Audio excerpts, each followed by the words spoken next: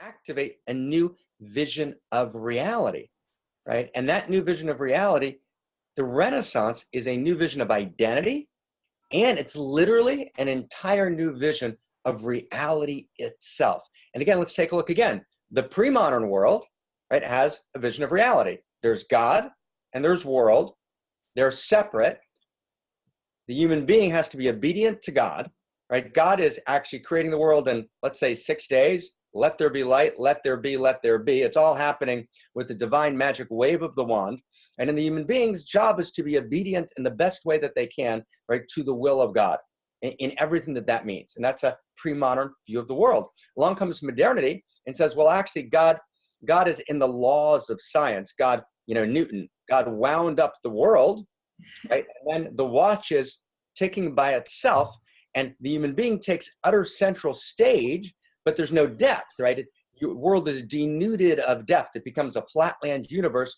God is out of the picture, or God is relegated to the pre-modern world, and spirit really has little to do with what's actually happening. And so the human being's at the center, but without a vision, without the sense that the world's going someplace, without a sense of telos, without all that you need to create inspiration. So how's human being inspired? By the ideals, right, of identity, of modernity, which is success. And success becomes the entire story, achievement, right, and success within your own personal, nuclear family, right, and with your own, success in alignment with your country.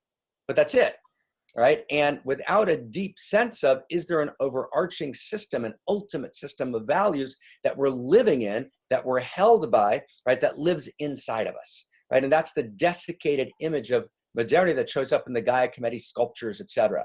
And then postmodernity says, you kidding? The modern view, right, and the pre-modern view, let's deconstruct that whole thing. There is no narrative of identity. There is no narrative of reality. The only grand narrative of postmodernity is there's no grand narrative. So all of a sudden, postmodernity, just like a deconstructed identity, deconstructed all grand narratives, and again, evolution stalled. Because for the first time in history, we didn't replace the old vision. Modernity replaced pre-modernity with a new vision. Postmodernity got rid of both old visions, deconstructed them, but didn't offer anything in its place. So the second key is, wow, what's the new vision of reality? So take us in, B, new vision of reality, activating the second key. Well, the new vision of reality is the evolutionary story incarnating as you.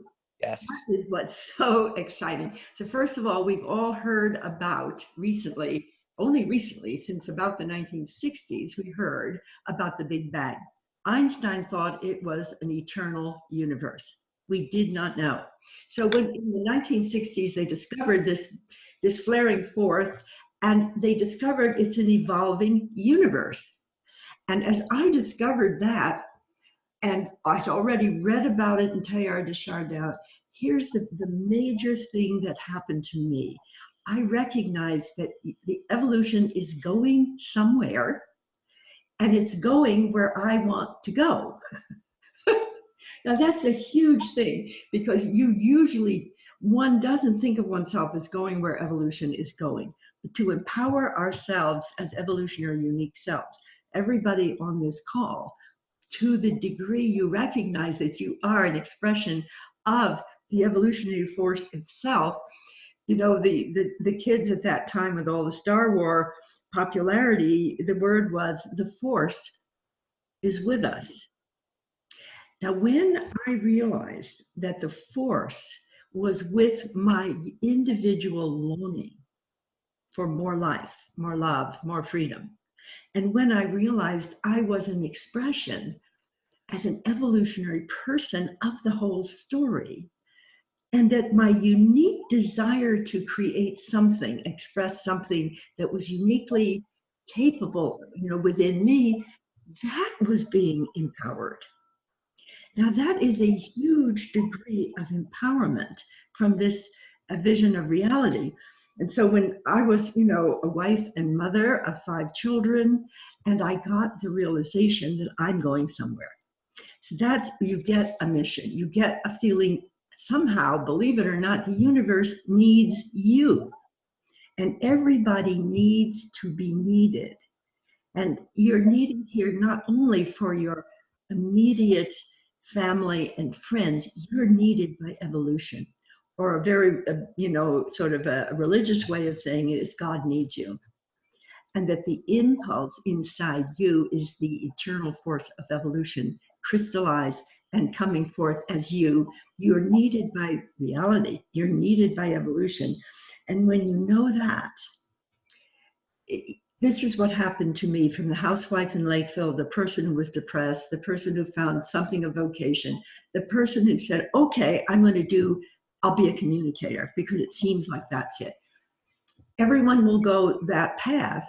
Then finally you start to do whatever it is you're meant to do, and you will find the forces with you. And you can overcome any kind of difficulty by tuning into the force. So Mark, just to build on what you've actually said here, you have to know this in order to be fully, uniquely an evolutionary being. Yeah, it's fantastic. And that is gorgeous, Barbara. That is gorgeous. So let me pick up from there in activating the second key. And I'm actually thinking, Barbara, about our friend Ken Wilber. And just to be transparent, I just texted him right now because Barbara and I had a call with them in a half hour, and I realized we're going to be a half hour late. Right? Oh. So that's what I was kind of like, oh, I forgot. We're supposed to talk to Ken, right? And Ken is awesome, right? I mean, he's done such an awesome job, and he's such a fabulous, human being, and has been such a partner and thought for us in the last, decade. So we're in the second key. We're activating the second key. And the second key, Barbara, you just described so beautifully, this new vision of reality, this evolutionary story, this new evolutionary world spirituality. So let me just, succinctly restate what Barbara said, but in different terms, and you're going to see the memes come together. What does evolution tell us? Right? Evolution tells us that reality is not a fact. Reality is a story. But it's not an ordinary story, right? Reality is, in fact, a love story. But it's not an ordinary love story. It's an evolutionary love story. Tagore, right, the great Bengali mystic, when he talks about love, he says, love is not mere human sentiment. It's the heart of existence itself.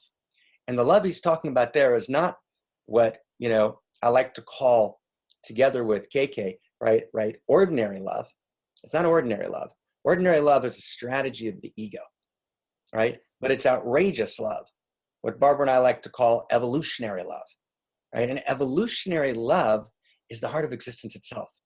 Evolutionary love is what Dante was talking about when he talked about the love that moves the sun and other stars, right? Evolutionary love is what causes quarks to come together with other quarks and to form ultimately hadrons and atoms become complex and become molecules, and complex molecules then awaken, right, as cells, and then single cells go to multicellular life, which is actually the key, right, in the evolutionary chain to actually emerging with life. So there's this force, right, in reality, right, of love, right? It's evolutionary love. It's evolutionary eros that drives the entire story all the way up and all the way down. So wow, last step. So reality is not a fact, it's a story. That's what evolution means. 1, 2, it's not an ordinary story, it's a love story. 3, it's not an ordinary love story, it's an evolutionary love story. 4, and this is the big one, and this is the activation moment, and this is where key 1 and key 2 come together, identity and new vision. You are personally implicated in evolution. You're personally implicated in the evolutionary story. It's not a story out there. It's a story in here and out there, and there's no split between in here and out there. We're all part of this story. We are evolution awakening in us in person. And all of a sudden we begin to realize, wow, right? It all changes. I'm now activated, and I realize, last sentence, my love story, the love story of my life, right? That love story is a chapter in the universe, a love story, in the great evolutionary love story.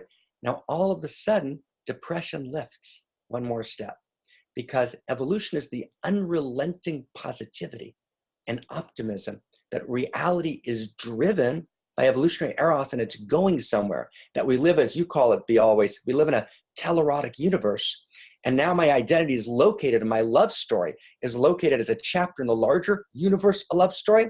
Okay, so the depression lifts, the anxiety begins to abate, right? The first and second key begin to, you see the first two steps, you can literally feel yourself beginning, right? Now, it's not real activation. If you feel a little glimmer of identifying, that's like, it's just a glimmer of activation, right? It's a deep process to really activate this, but you can already touch and feel just in the words, right? What it feels like, what it feels like, right? So where do we go from here, Barbara? What's our next key?